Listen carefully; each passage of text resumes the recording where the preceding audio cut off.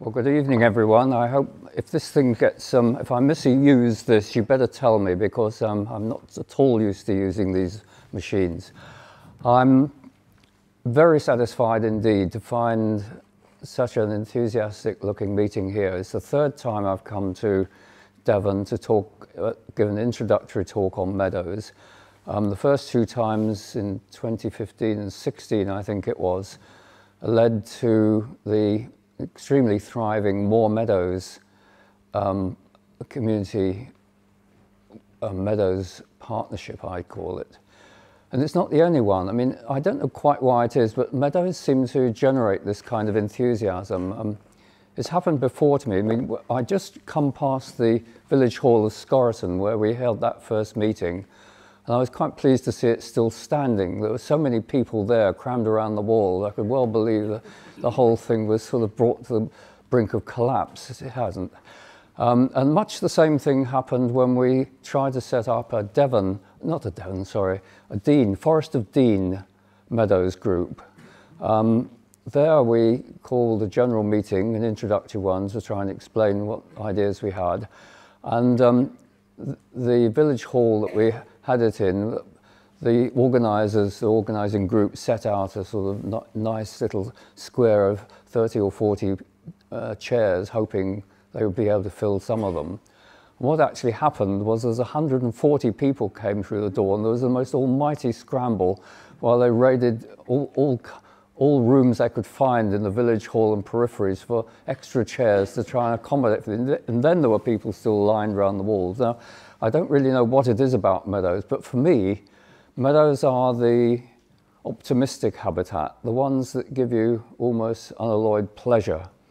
I'm a woodland ecologist, really, and woodlands have their sort of grim and forbidding and dangerous moments, but frankly, meadows simply can't be dangerous, surely. You just enjoy them, and they come to their peak at the best time of year. It may be hot for haymaking, and we've heard that. You said that, didn't you? Yeah, and it sure is. I mean, haymaking is a fairly onerous job when you actually, it's the raking that's hard, not the scything. It is something that happens at the peak of the year in good weather. It was almost the favourite of the traditional haymakers' time of year, the village community, and they treated haymaking as a moment for parties. And I think this spirit still pervades groups like this. There's a kind of spirit of optimism and enthusiasm about all of them. Now, how do I come into meadows at all? As you heard, I'm a woodland ecologist. That's my job. I just might need a glass of water at some stage if you know how to find one.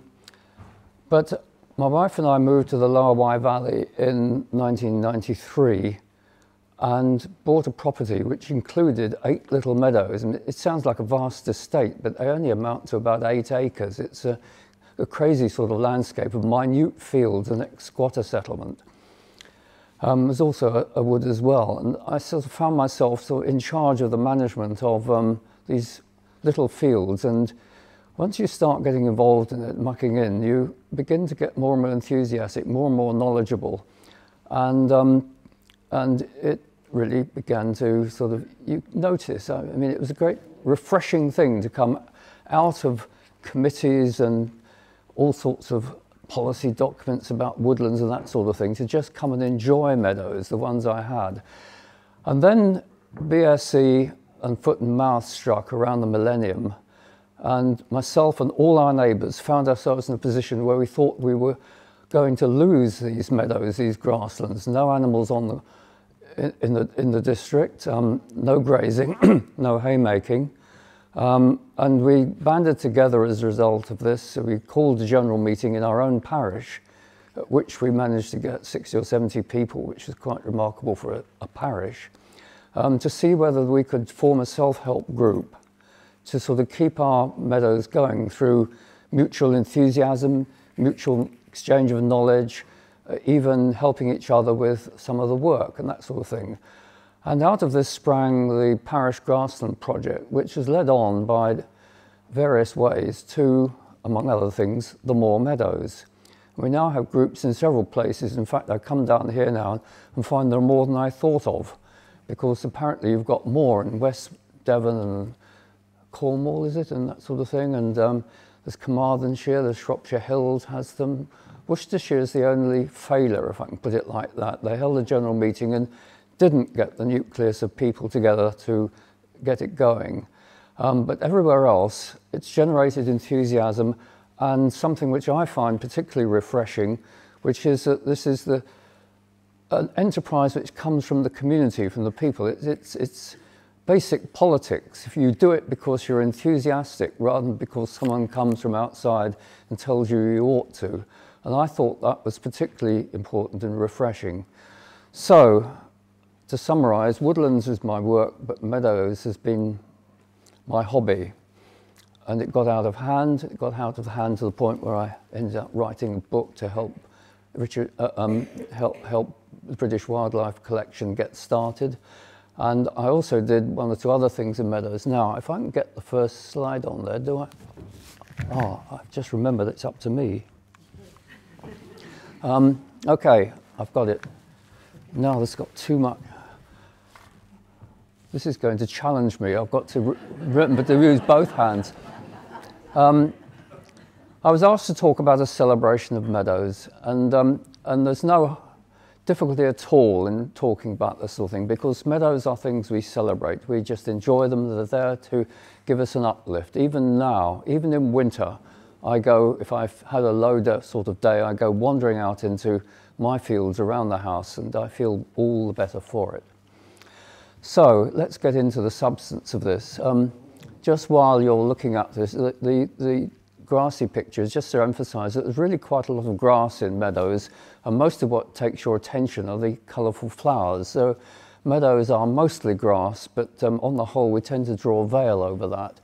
This incidentally is an illustration from the mid-Victorian flora by Annie Pratt, which is quite stunning illustrations. The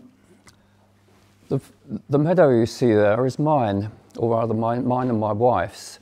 It came probably about 6 years into the sort of rehabilitation process that you've been talking about in your fields. We inherited something that's been grazed by horses, lots of plants in it, but it didn't look very wonderful. And after a while we came up with this, but it didn't stay that way. One thing about meadows is that each year seems to have its own particular characteristic. This was the year of the common spotted orchids, and it was magenta from one side to the other. We had people standing around in the lane looking over the hedge and taking photographs. In other years it might be the year of the ox-eye daisy. Other years it might be the year of the Leontodon hispidus. I can't even remember what the English name of that one is. The little yellow conifer, which is sort of slightly hairy leaves, and so on. You'll find that your meadows coming from one year is a bit different from the next may not be just a progression which will then stabilise and stop. They change from year to year, and you can almost think of them as the year of this plant or that plant and so on. Keep an eye on it. So that's where we started, and you can see why I got enthusiastic and why I got out of hand. If you can produce this sort of thing within a few years, it's well worth the effort. Now what I'm going to be talking about is traditional meadows, and I just want to make sure we understand what they are. There's enormous amounts of grass in Britain, but most of it is what it is on the right. I'm a bit puzzled. There should be some words with this.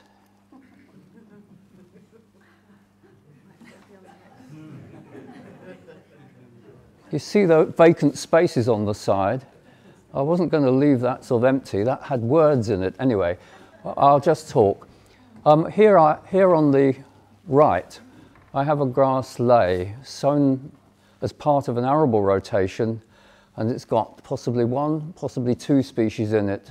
And then at the end of the rotation of the ley, it'll have maybe 3 or 4 in a picture like that, mainly dandelions. On the left, on exactly the same soil type, they're neighbours. We have a traditional meadow, which in this case is full of green-winged orchids, which are fairly colourful at this stage, but you can see it's got quite ordinary plants in there. There's hogweed, you see, down down in the corner there. And the meadow was taken wide-angle lens portrait position, so it looks quite large, but it's actually quite small, and the trees at the background are very much part of the meadow in a sense. They give the meadow its character every bit as much as the green-veined orchid in the foreground.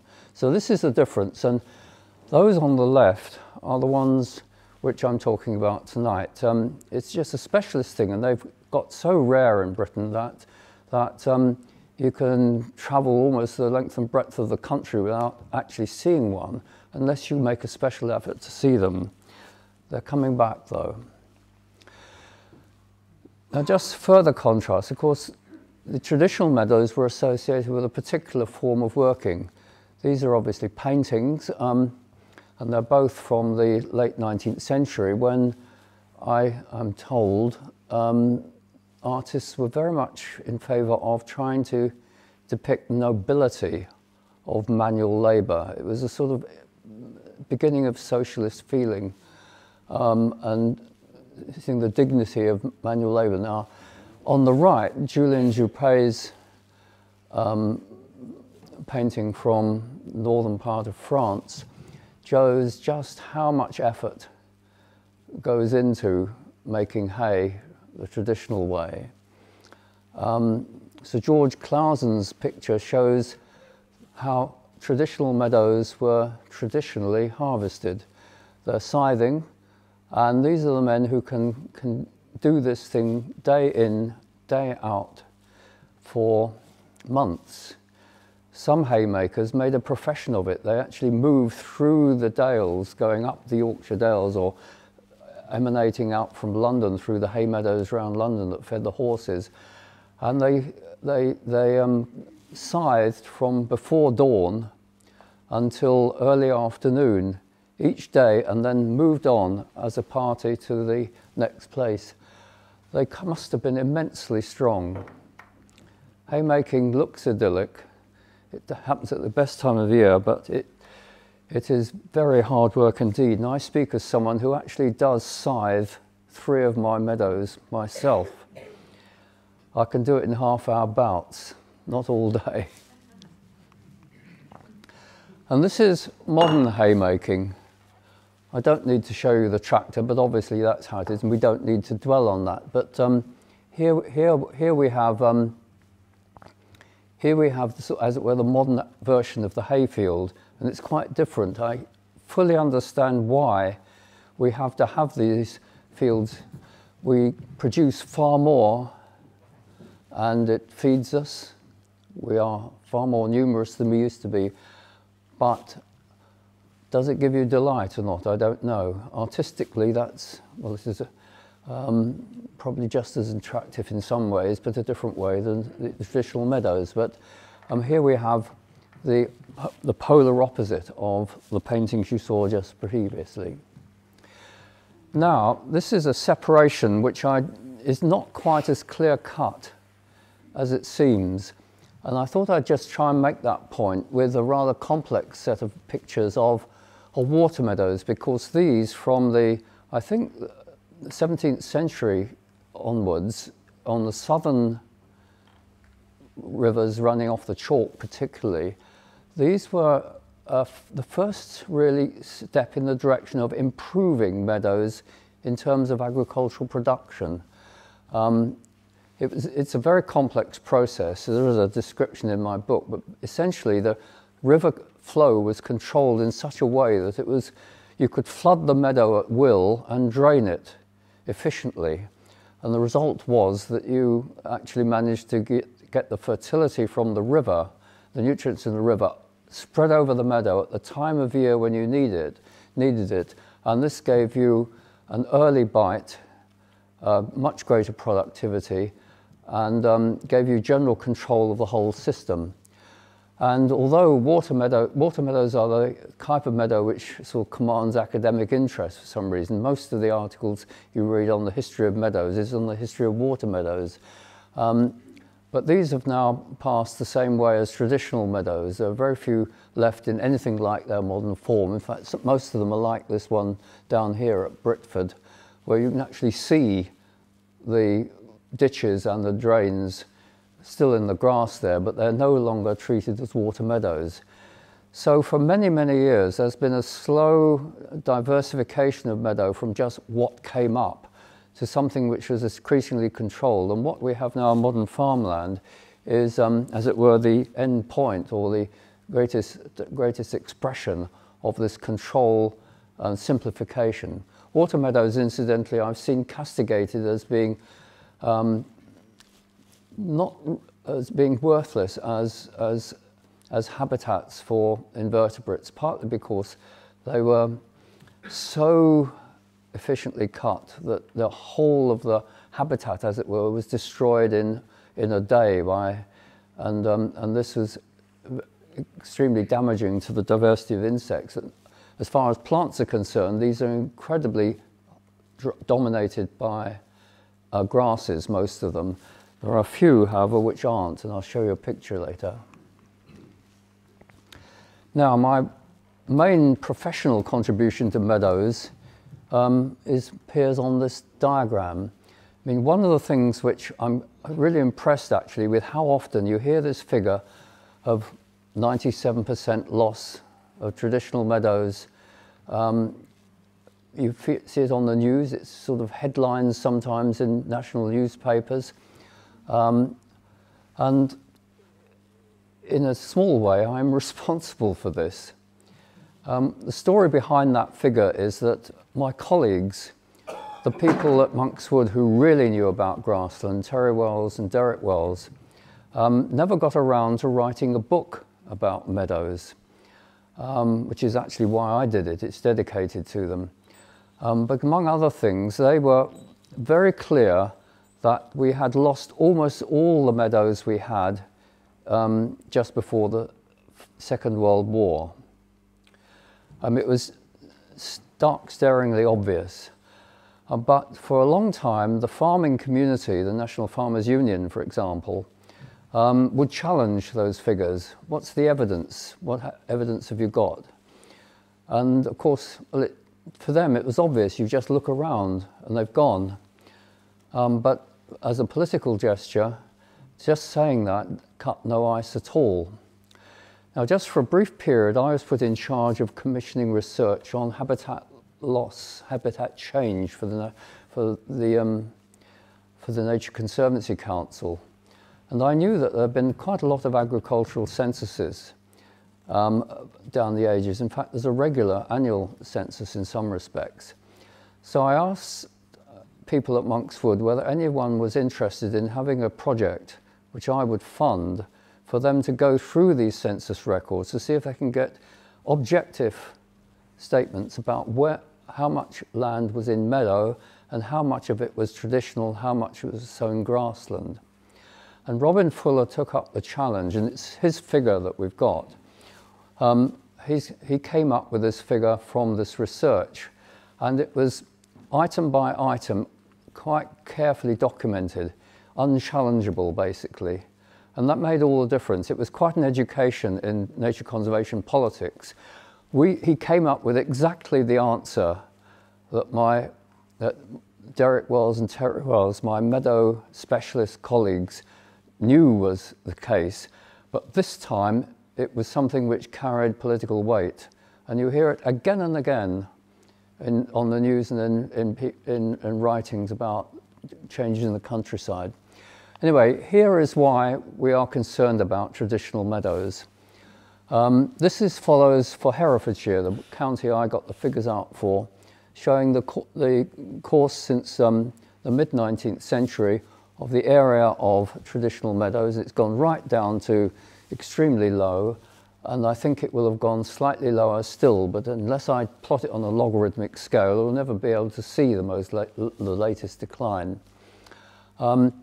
And there are two things from that. The great decline since the Second World War, which is the thing that's caused the concern, and secondly, the increase during the Victorian period. And the implication of that is that many of the meadows that we look at and see as we call traditional meadows now full of flowers have actually been recreated where there weren't previously meadows. In other words, even in that graph, you get a hint that meadows are readily recreatable. Let me show this in slide. This is a Lincolnshire. I wonder what happened to the words. Anyway, it doesn't matter. For those, this is a Lincolnshire Wildlife Trust reserve called Sotheby Meadows. And you can probably see what it is, can you? I call it ridge and furrow. It's old arable cultivation in part of an open field, which got hedged in and at some point got turned down to grass. And we now have a meadow, which in this case is full of cowslips, which, as you can see, pick out the ridges because cowslips don't actually like the damper ground in the furrows. So it dramatizes the ridge and furrow. It's a perfectly preserved ridge and furrow from an open field system, arable system. That meadow has been recreated where there wasn't a meadow before. In other words, traditional meadows are not like ancient woods, which are essentially our medieval things and may even go back to pre-Neolithic as woodland continuously. They're part of the ebb and flow of habitats in the countryside. And I think this should be taken as encouragement in a sense, because as you have found, you can recreate or you can restore meadows from nowhere.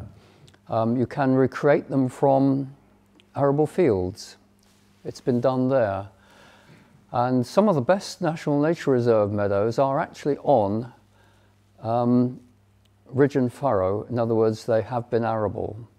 The upwood meadows near Monkswood Experimental Station, for example, a National Nature Reserve, full of rare grassland plants, very colourful, and that's on ridge and furrow.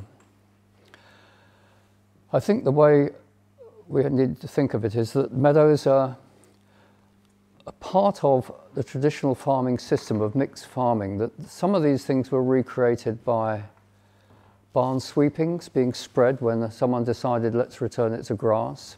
Some of them are simply because there's always meadows in the vicinity that seeds can come from a neighbouring field and repopulate newly grassed down areas.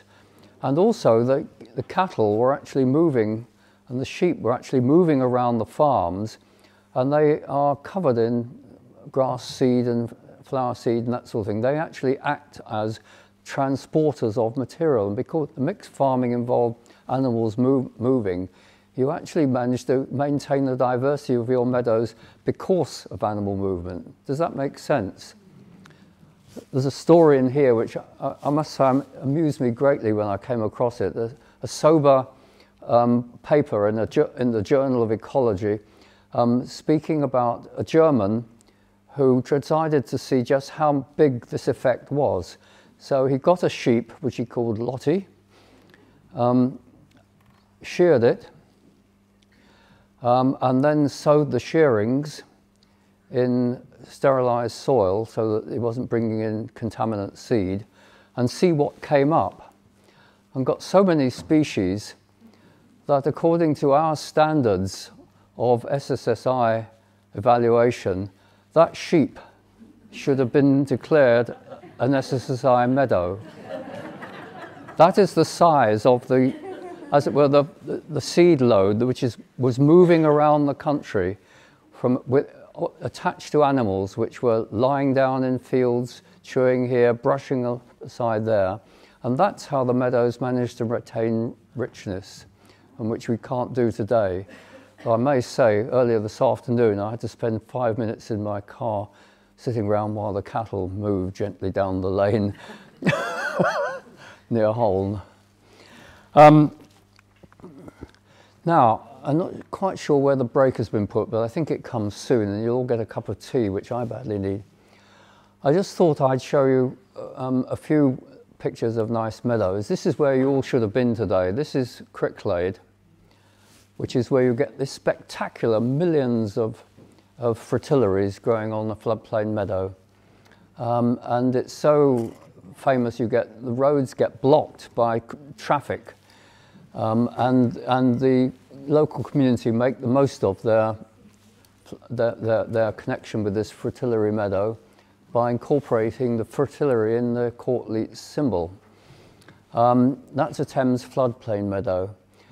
But here again, I think it's worth stressing that the meadow is not just the sward, it's also the fringing willows running along the banks of the Thames there.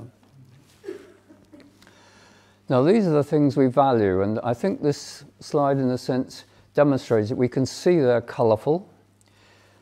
They're a particular habitat. If you look in the National Vegetation Classification, which is not for everyone's taste, of course, they're a particular type of meadow grassland. They contain some rare species, they contribute to our biodiversity, but they also, in a sense, contribute to our culture. They're part of the community, and I want to say something about that sort of thing just after the break.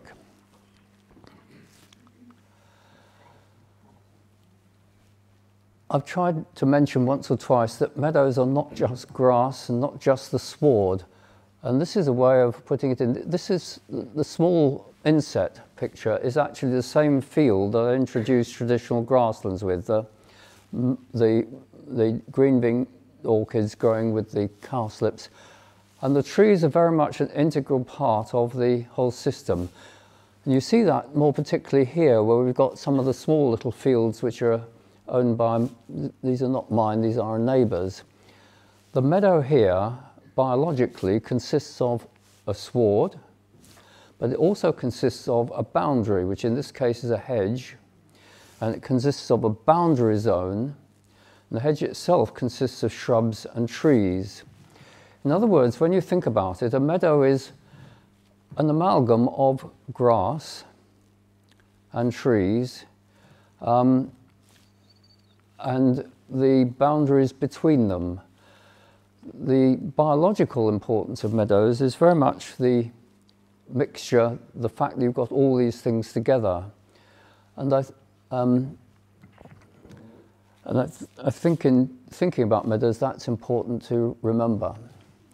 Now, just, I think, 3 slides before the break comes, I thought I'd show you, just to show that we're celebrating meadows, some of the finest meadows,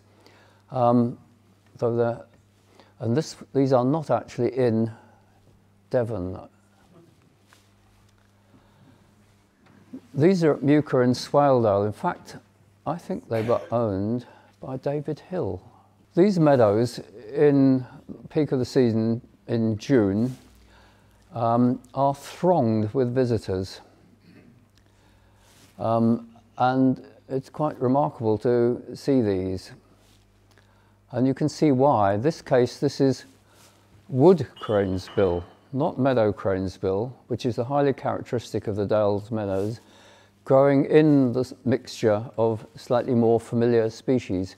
And you can see the big thistle thing coming up here. Can you see it there? It's not in flower yet, but you get these big sort of Scottish symbol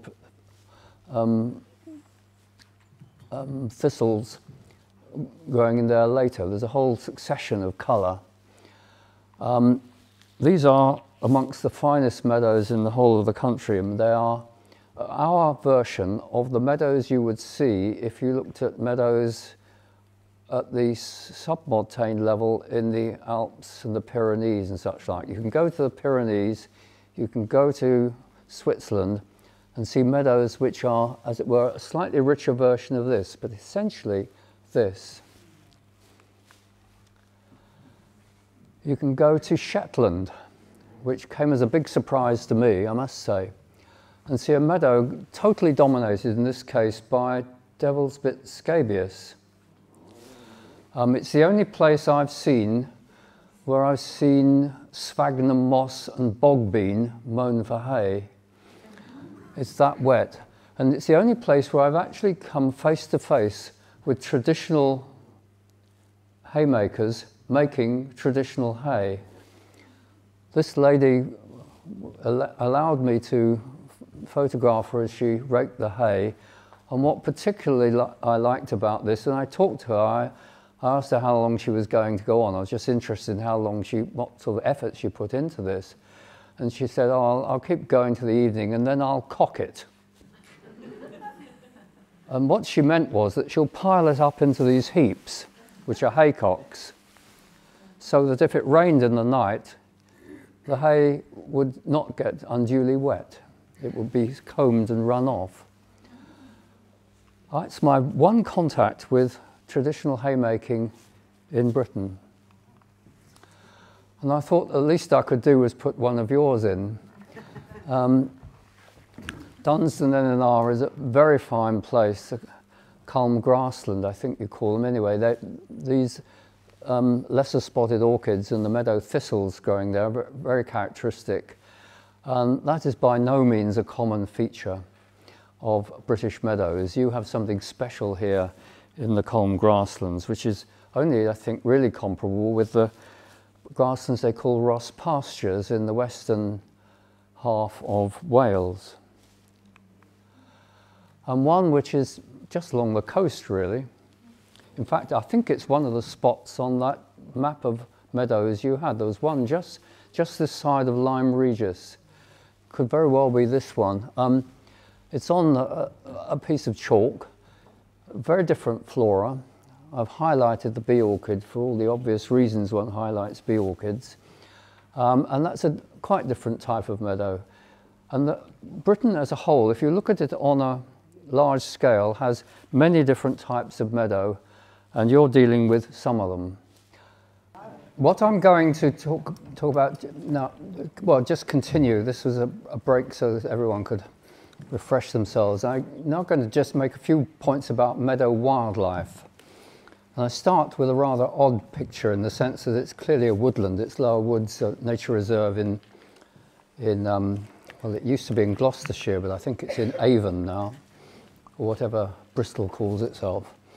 And it's to make the point that meadows are often associated with butterflies, but it's really not as simple as that. These are 4 meadow butterflies, and this woodland ride here is the place where they reach their peak. And the point about a meadow is that when you cut the hay, if you do it all in one go, you destroy not only the butterflies, but the butterflies' habitat. And it's the margins where the butterflies survive and thrive. It's the hedges and the boundary zone which helps them to tide over the cutting of the hay. And it's only in places like woodland rides. I mean, naturally, I think a lot of our meadow butterflies are open space species in a woodland environment. And that becomes important because towards the end, I'm going to talk about trees, shrubs, and grass and putting them together. Now, this actually is a meadow, or a genuine meadow. It's a woodland ride, but it's also a genuine meadow because the Wildlife Trust does cut the hay, and traditionally hay was cut. It was a very broad road, a grassy road running right through this large woodland, and it broadens out in places, and each of these places are cut as herb-rich meadows, and they're very attractive indeed. But they're done late in the season so that the butterflies have done their thing. I thought I'd better put a bird or two on because anyone talks about nature conservation doesn't say bird. Doesn't say bird, gets run out of town. Some of the meadows up in the Pennines are really important for waders, and it's not just up in the hills. This is a particularly interesting type of meadow. That's not buttercups at all. That's kingcups, and they make quite a stunning display as the yellow patches like in amongst the moorland, and they are important places for the waders to breed. But here again, the waders have to do it right or it's a disaster.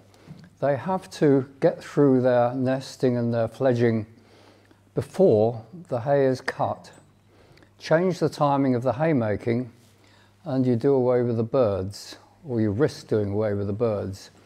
In other words, haymaking is not necessarily the ideal way to run a habitat for the birds in this environment, but something which is a modified form of haymaking. Another thing about grasslands, these meadow grasslands, is that they can be, and probably all are, very rich in fungi. It's very difficult to know because fungi don't show their faces very often. I'm told there are people who have done DNA analyses of the soil and the fungal hyphae in meadows and come up with many, many more species than ever been seen in the meadow. They simply exist as hyphae, mycelium, in the soil and don't bother to fruit like this. But when they do, some of them are spectacular, especially the wax caps, which is what those two at the left-hand side are. They are very much, as it were, the autumn, quotes, flowers of meadows, and they're highly characteristic. But there are several other types of fungi which are very much meadow species as well. And this is just to emphasize a point which is still quite easily overlooked. And the last wildlife point I want to make is that meadows are reservoirs of genetic diversity. That's true of probably all the plants, possibly true of all the animals. I don't know anything about them at all. The only way I've been able to find to illustrate this point where it makes an impact immediately is to pick up on the flowers of the green-winged orchid. These were photographed one afternoon in one meadow in Monmouthshire. And what I've shown is single florets from the ordinary spike, showing just how diverse the colour variants are in the green-winged orchids. In fact, you can find completely white ones as well, albinos, but that's not that remarkable. Just see the colour variation within those which are actually coloured. And I think you should take this as symbolic of meadow diversity. It's not just the numbers of plants or the numbers of animals which you might find within the meadow and the surroundings of the border, which is the whole meadow unit. It is within each of these species there is a further level of diversity. Now, haymaking has been part of our lives for millennia. Started with lopping foliage off trees in the Neolithic, I think. And it's very much deeply embedded in our culture because of this. It's part of the common experience of everyone until very recently. You can see this in all sorts of things. I've just picked up one or two. Well, here's one particular famous painting, which is apparently the first step towards real landscape painting, away from the mostly religious images of the previous centuries. And it shows almost a kind of a painting, and there are others in this whole set, which show different phases of the year and what was going on. Here is haymaking in the middle of the year. And you can look into some of these medieval documents and you can see the people who were involved. I found this fascinating. These are all taken from these sort of religious texts of the sort of 15th century mainly, which they're called books of hours. They tell you what observances you should be doing, and they're basically the property of an aristocratic lady who would be able to thumb through this and get as it were, a resume of the ceremonies and observances that she should go through as part of her religious duties. But increasingly, these were illustrated by familiar scenes, and many of them became, as it were, through the seasons type illustrations of what was going on, just like the Bruegel painting was. In fact, the Bruegel painting has taken its inspiration from these, I gather. And on these, you find the individuals depicted as individuals. I mean, I've copied these from various things on websites and tried to merge them, and you can see all sorts of. I mean, always like this chap who was obviously got something on his mind, who's making sure what's going on back there, sort of thing. I rather like the chap who was haymaking without his underpants on. I've tried to work out why someone should be haymaking in a pirate's hat, and so on. I mean, they're all individuals. Here's a chap who I think, well, he looks like an aristocrat who's just gone out for a day's haymaking. He's well dressed, most fashionable, and so on. And this is variety. The interesting thing, again, is that, in fact, there's only one woman, and that's representative of the whole set, in that it was the men's job to scythe the hay, and it's the women who did the raking and the pitching onto the, well, cocking it up, as it were. Stop laughing. Very segregated. Now, it was exactly like that in Romania in the 21st century when I went out to Transylvania just before the EU started to change everything. And here too is a sign of meadows as being part of our culture. It's a John Clare poem. I can't read the whole lot through, but you might be able to glance at bits of it as it goes. I put this one on because it's actually a celebration of the diversity of the flora, giving the species, and 5 of the 6 species mentioned are illustrated round the edge. But it is also, well, it's a sweet poem. It's a sweet poem. Love in the hay, a roll in the hay. Everyone knows what that means. And that's typical. That's what I mean about meadows being the optimistic habitat. Woods are where you commit murders, aren't they?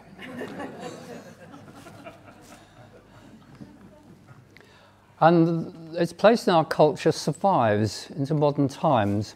I don't know whether any of you ever tried going to the Scythe Fair at Muchelney in the Somerset Levels, but that is the most entertaining day out. It's run by Simon Fairley, who's a character in his own right. Among other things, what they do is have team competitions. This is part of the team of 4 scything competition.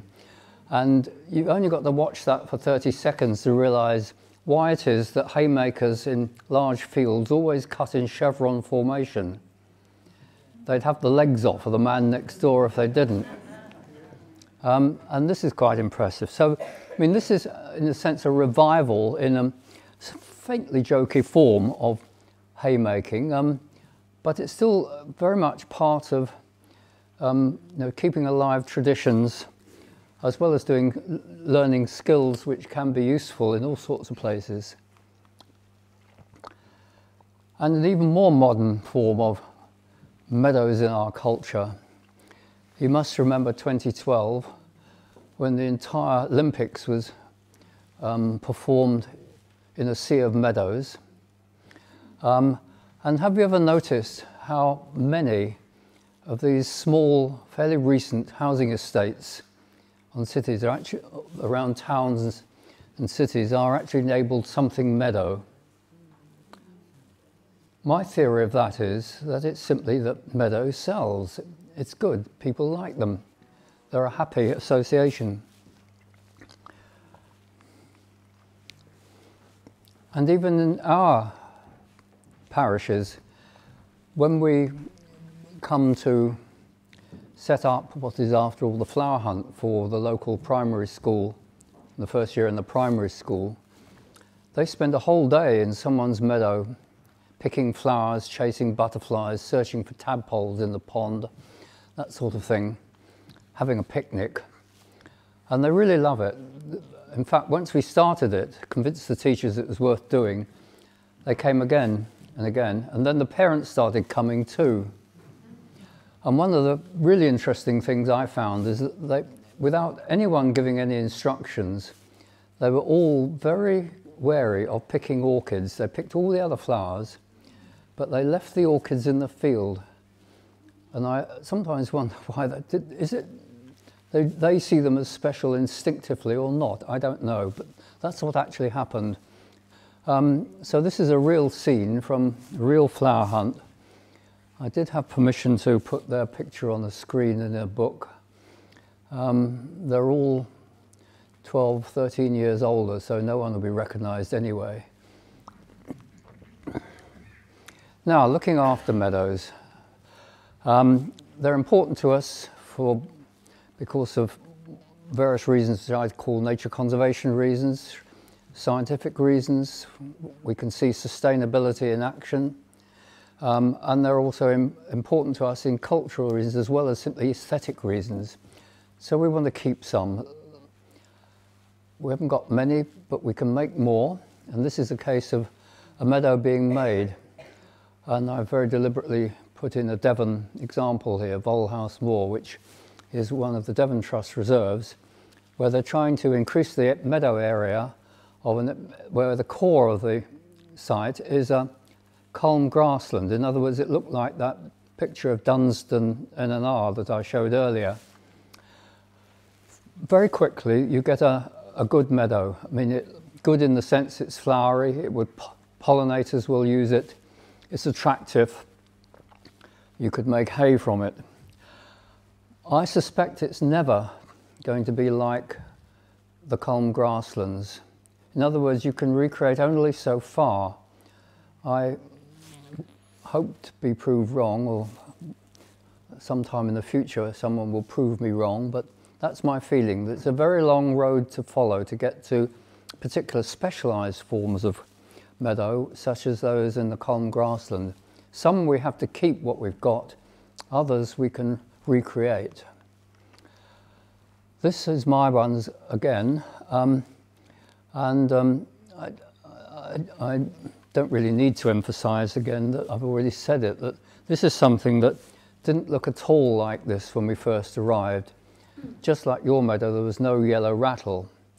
There was a scatter of 2 or 3 orchids, and within 10 years, something that was there had been improved and restored to a fully functional flowery meadow. And what I wanted to conclude with, though, is something which I think is slightly counterintuitive to most people who are focusing on meadow conservation. It's almost built into my background that when I've been interested in woods and I get interested and enthusiastic about meadows, I should try in some way to bring them together. I mean, originally I got interested in meadows as a way of getting away from woods. You know, one can actually get quite tired of doing these sort of things professionally for a few decades. And I gave it up and took up meadows instead. And lo and behold, I kept on being dragged back to woodland. In fact, at one stage, there was a case of, I was actually asked to speak to a meeting of the Botanical Society of British Isles and Wales by a friend of mine. And I said, oh, I can't. He wanted me to speak about woods. And I said, well, I'm only interested in meadows now, sorry. And so we compromised. I said, okay, I'll give you a talk on the woodland origins of meadows. And then sat back to think, could I make anything of this at all? And it's not at all difficult. I mean, let's face it, if prehistorically, pre-Neolithic, England, Britain was wall-to-wall trees, where did your meadows come from? They must have come out of a woodland environment somehow. The origins must lie in meadows. There's nowhere else for them to have come from, or is there? Here is a facsimile of what people envisage as the origins of meadows. It's near Malham Tarn. It's not an original survival from prehistoric times, it's a recreation. But what it is a perfectly good Dales meadow in a small wood of willows and various other species and birches. You can get mixtures of trees and meadow plants to coexist indefinitely. Traditional management allowed this. Now, these are examples which may not cut much ice, but let's try. In Bulgaria, you've got a perfectly good wood meadow. The grass is cut for hay. The trees are lopped for foliage, which is also dried and used as hay at the back end of winter. And you have there on one patch of ground coexisting trees and meadow, a traditional form of management up in the hills, the central mountain range of Bulgaria. I don't know how much of that survives now. Down below, you have in the Dolomites in Italy a case where the ash have been shredded, which is what cutting off the side branches means, and they're growing out again. That is hay on a stick, as it were.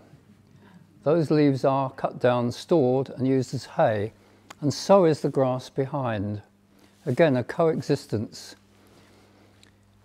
Here in Britain, on the Stipper Stones, we have a feature which is now getting less and less easy to see at all, but it's actually an orchard of hollies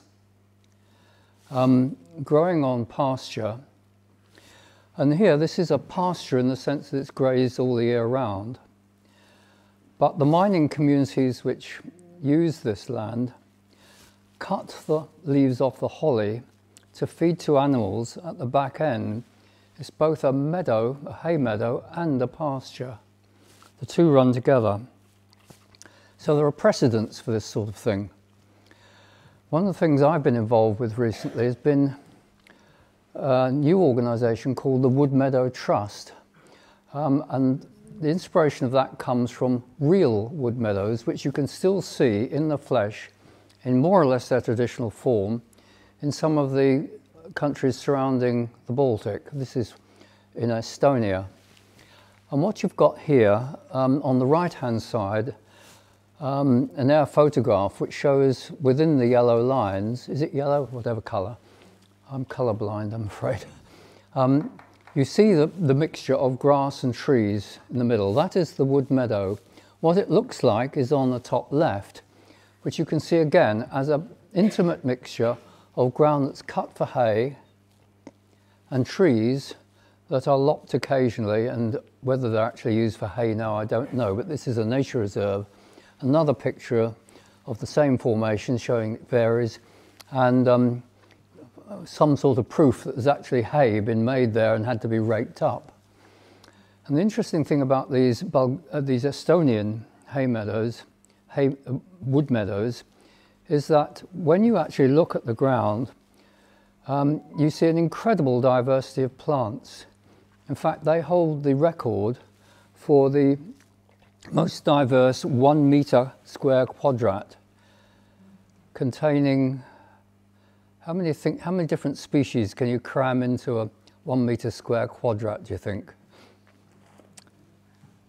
Well, the answer here was something in the order of 70. Just amazing. The next quadrat had 70 again. It was the same 70 all the way, but the small-scale, intimate mixing was quite phenomenal. And that seems to be a hallmark of wood meadows treated traditionally. And this is because it's not Britain, some of the flowers are actually spectacular. Now, we had wood meadows once, I'm sure. It's never been part of the record, it's never been called wood meadows, but here's another George Clausen picture called Daydreams, which refers to the ladies in the front, no doubt, but look beyond. And what you've got is a chap scything hay in a woodland. And I think he lived in the Weald at that time, so I think that's south of London somewhere. And that to me is an English wood meadow. See the rake, they're raking it up.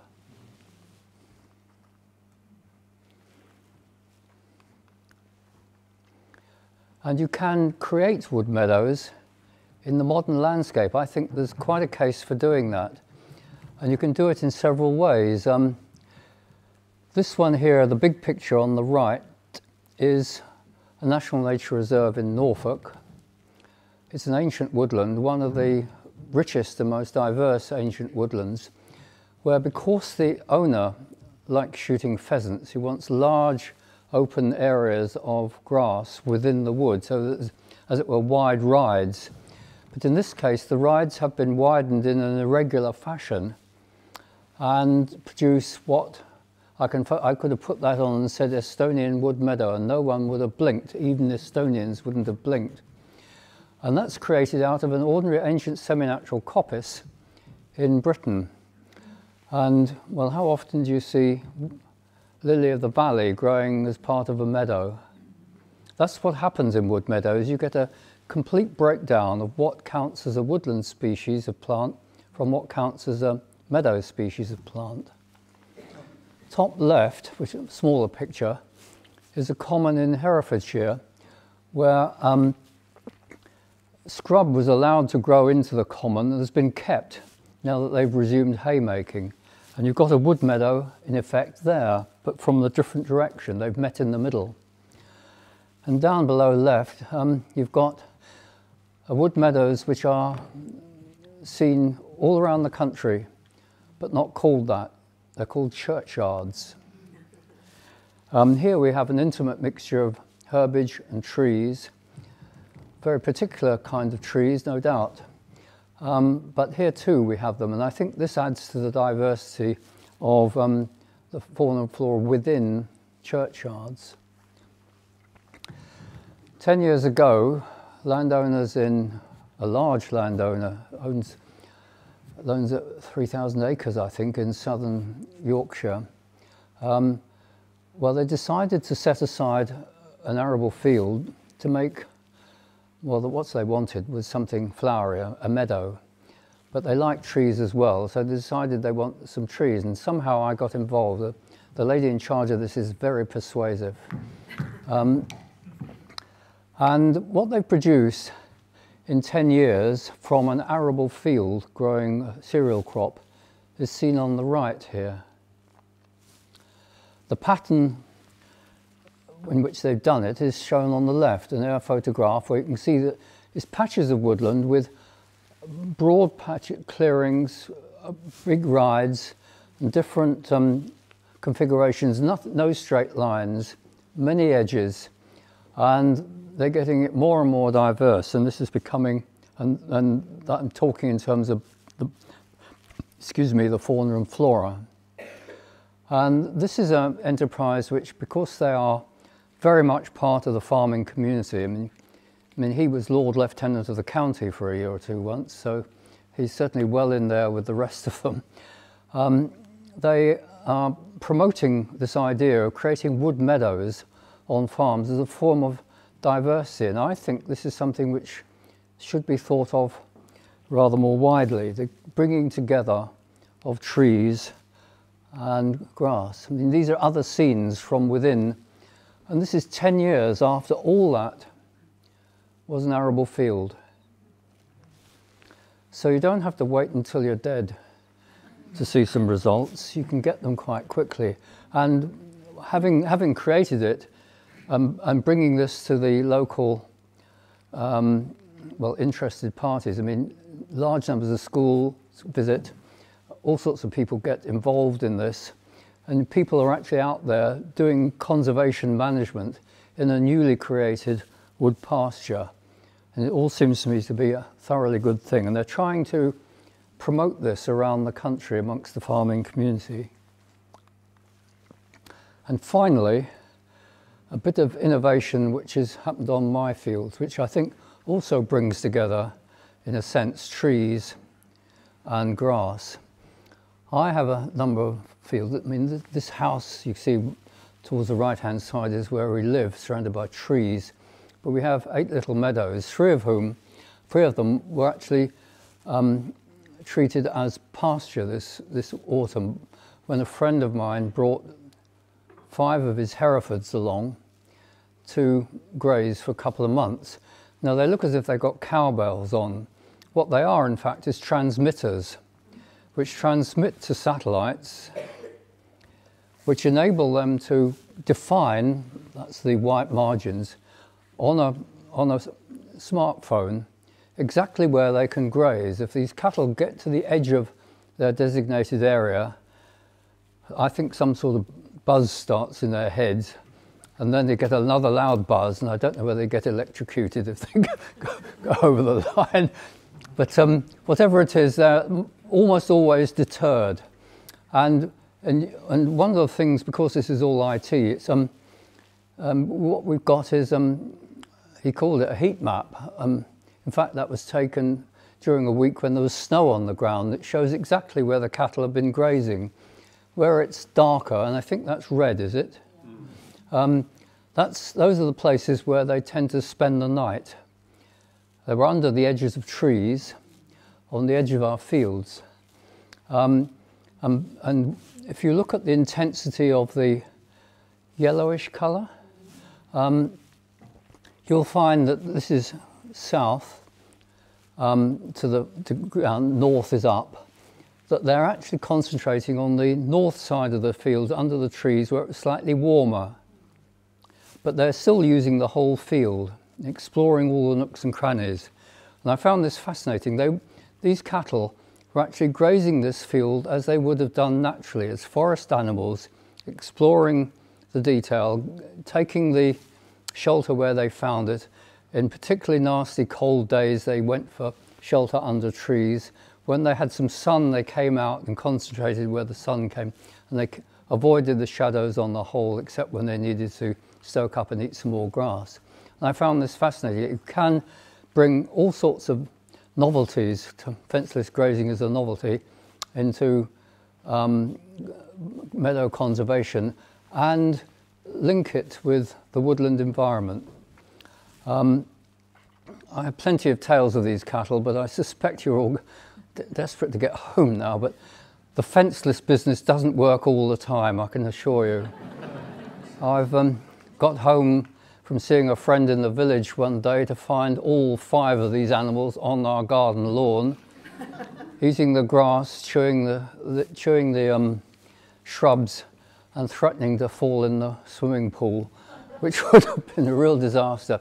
And when I tried to get them out, which is quite difficult, one exited over a 5-foot dry stone wall. I mean, it's quite incredible, actually. It wouldn't go through the gate, and because we had a stepped up, one side of the wall was stepped up, it was functioning like a ha-ha. It just went straight for the gap, straight over this, and didn't blink at all. It simply galloped on across the field. I think they were having a great time. Anyway, I'll leave it there because I just wanted to leave that with a final sort of message. Meadows have all sorts of side entertainments. They're very practical. You can enjoy them in all sorts of different ways. And I do think that you can bring meadows and trees much closer together to the benefit, certainly of the wildlife, possibly also of the cattle. I'll leave it there.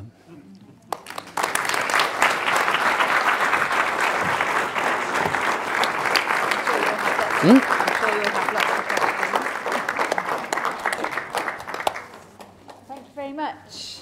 Brilliant. And that last bit was definitely resonating with Leslie, who's got quite similar stories about her cattle.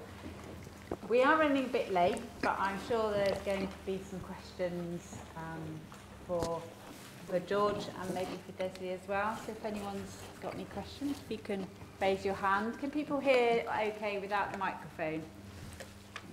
Ish, at the back. I'll try. Is it still on? Yeah. Sorry, I'm deaf as a post.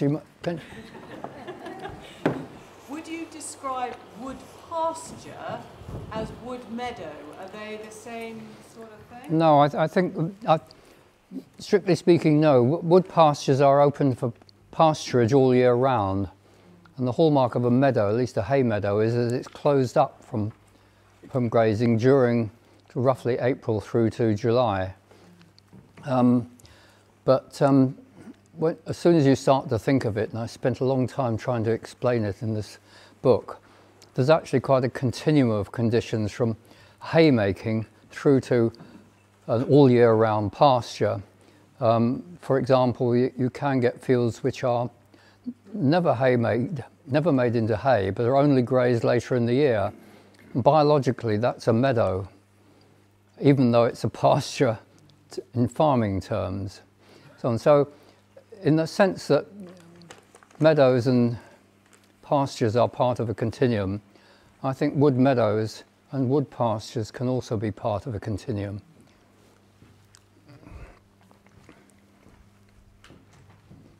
Sorry, you'll have to do the same for you. If you have a meadow and you have fruit trees growing in it, could that sort of work in a similar way? Most certainly it can. Some of the best meadows in Worcestershire used to be orchards. Orchards with perfectly good, I mean, when you have an orchard, you had to cut the grass. Why not make it into hay? And I've seen some stunning green-veined orchid meadows underneath orchards in Worcestershire, particularly. I mean, that's where I happen to see it. Maybe they're elsewhere. In fact, orchard meadows are one of the land types I've actually seen listed on these tithe maps I was talking to someone about during the break. Perfectly recognised form. And if you look into the wood meadows in the Baltic, states around the Baltic, you find that amongst the trees there are always quite a substantial number of fruit trees as part of the cropping. So, and in effect, these wood meadows, the traditional wood meadows in the Baltic states, everything from pollard meadows, which would have looked a bit like a going wood pasture, except that the pot trees were pollarded, through to orchard meadows, through to coppice meadows, and every combination of these you can think of. So if you've got a meadow, or you put some fruit trees in, or vice versa.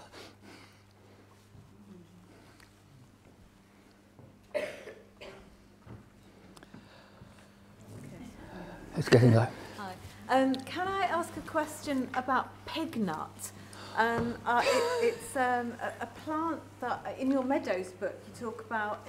It's often in undisturbed meadows, a plant of undisturbed grasslands.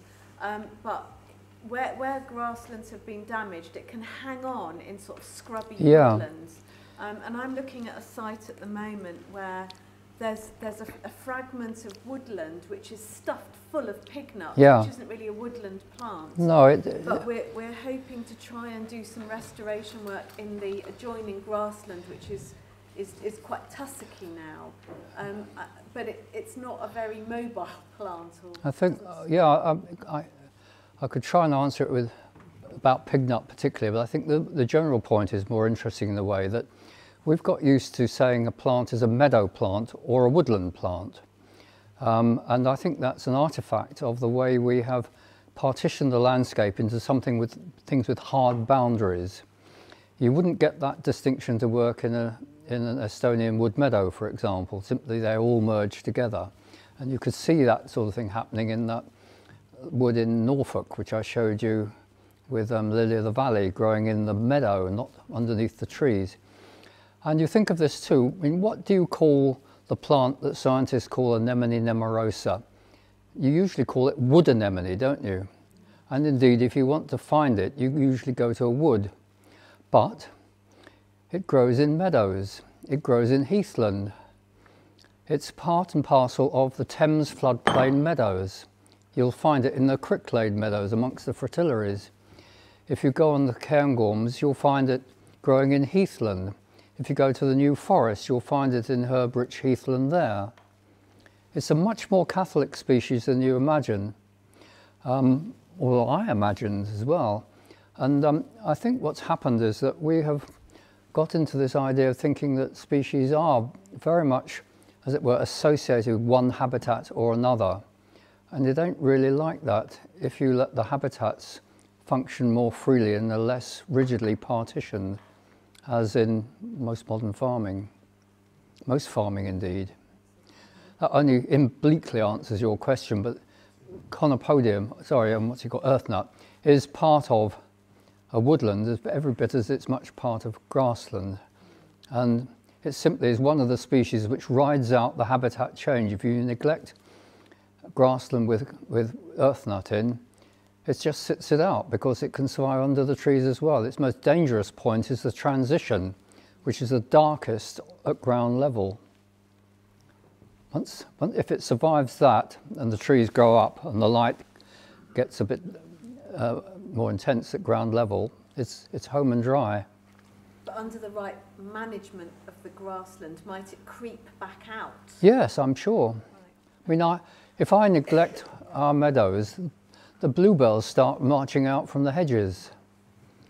Well, you saw that picture, if you remember it, where a bluebell has sort of rather deserted the hedge and was heading in the general direction of the meadow.